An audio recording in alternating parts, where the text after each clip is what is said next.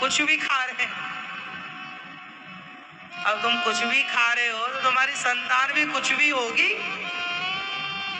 ये बात साइंटिफिक बोल रहा हूं मैं, इसका मैं प्रमाण दे सकता हूं हर बात का।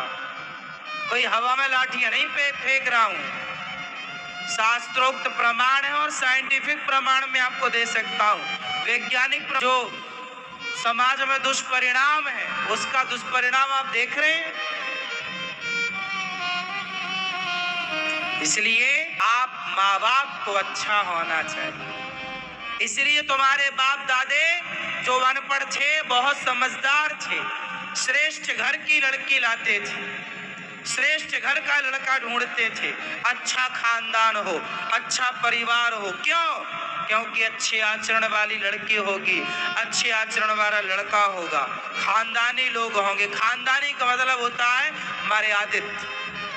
खानदानी का मतलब होता था भाई ये खानदानी लोग हैं, मीन्स अपनी मर्यादा में रहते हैं। राम के जन्म के पहले क्या किया दशरथ जी ने?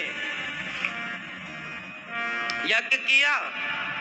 क्योंकि जब यज्ञ हुआ, यज्ञ में खीर की आहुति डाली गई, वही खीर लेकर अग्नि भगवान प्रकट हुए और फिर यज्ञ का फल दिया।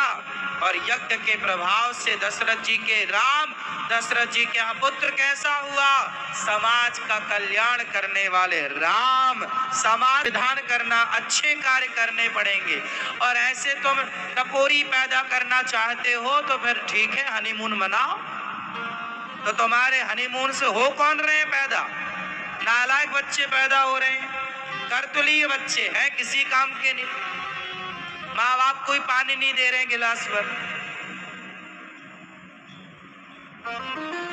तुम्हारा सम्मान, तुम्हारी इज्जत माटी में मिला रही है तुम्हारी औलाद, ये तो तुमने पैदा की है। अब रो रहे हो महाराज जी बेटा हमारा। चाहते हो आप लोग नालायक या लायक? जोर से। तो लायक के लिए कुछ करना पड़ेगा।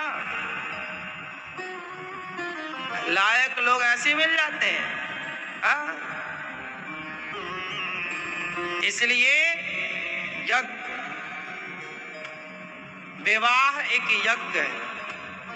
विवाह एक यज्ञ। बताओ ये बात सही है ना? बिना पत्नी के पूजा होती है? जब यज्ञ की आहुतियां डाली जाएंगी तो पति आहुति डालेगा और पत्नी बगल में होगी। बिना पत्नी के आप यज्ञ मंडप में अंदर जाने के अधिकारी नहीं है, वेद विधान है ये। किसी की पत्नी मर चुकी हो या पत्नी छोड़ चुकी हो तो वो पुरुष भी यज्ञ का अधिकारी नहीं। इसलिए कहता हूं पत्नी के रहते संसार का हर पुण्य का कार्य दोनों जोड़े से कर लो। हर अनुष्ठान, हर अच्छा कार्य कर लो। क्योंकि पति के बाद फिर आप किसी विशेष अनुष्ठान के अधिकारी नहीं होंगे। क्योंकि अब यहाँ आपने किया कोई यज्ञ अभी तक? फिर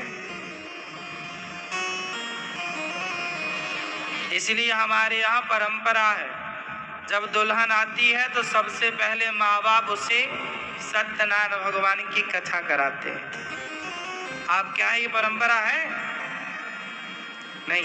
फिर क्या होता आपके यहाँ? शादी हुई फिर क्या हुआ?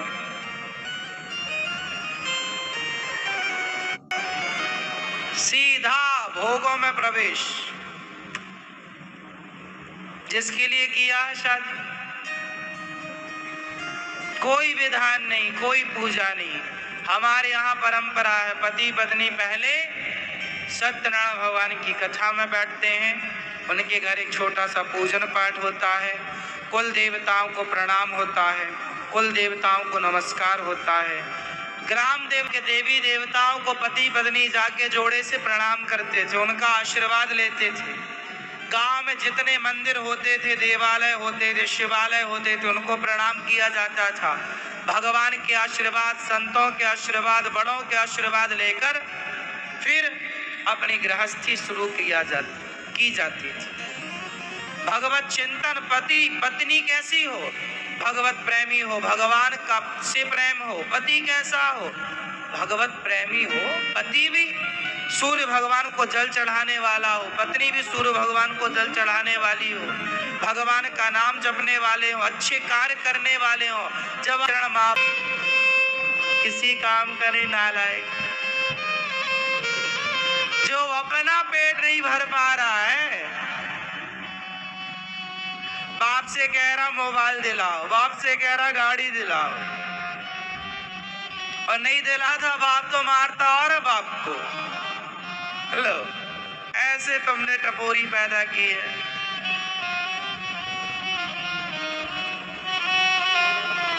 ये सब वही तो है बिना प्लानिंग वाले, कोई यज्ञ विधान नहीं, कुछ नहीं, बस बस शादी हुई, बस हो गए बच्चे। ऐसे ही होंगे फिर।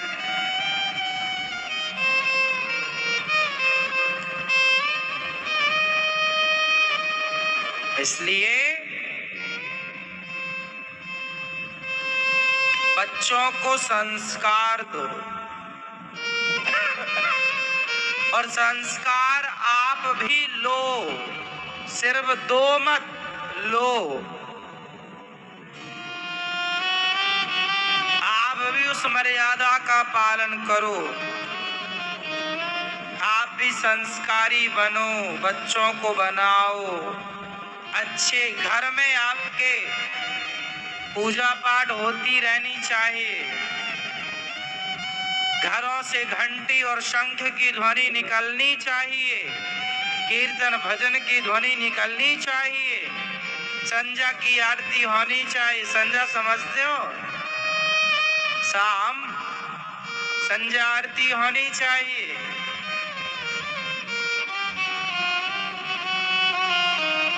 भगवान का नाम हो, भगवान का कीर्तन हो, भगवान के आश्रित हो। भोग बनाओ तो भोग लगना चाहिए, जो बने पहले भोग लगे, नाश्ता जो बने आपके घर। सवेरे आप श्रेष्ठ घर का लड़का ढूंढते थे, अच्छा खानदान हो, अच्छा परिवार हो। क्यों? क्योंकि अच्छे आचरण वाली लड़की होगी, अच्छे आचरण वाला लड़का होगा, खानदानी लोग होंगे। खानदानी का मतलब होता है मर्यादित, खानदानी का मतलब होता था भाई खानदानी लोग हैं, मेष अपनी मर्यादा में रहते हैं।